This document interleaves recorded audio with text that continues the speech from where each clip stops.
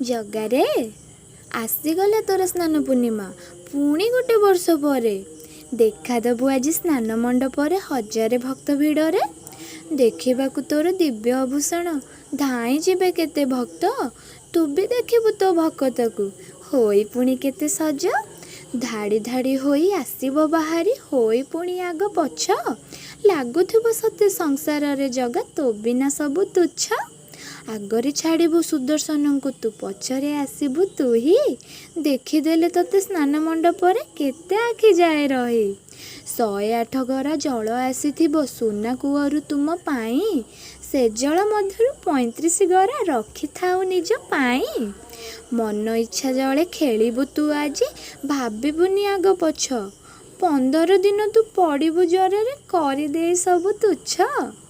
ଅଣସର ଘରେ ରହିବୁ ତୁ ଯାଇ ପଡ଼ିବନି ଖରା ଛାଇ। ଦେଖିବାକୁ ତୋତେ ଚାହିଁଛି ଜଗା ଖୋଲି ମୋର ଆଖି ଦୁଇ।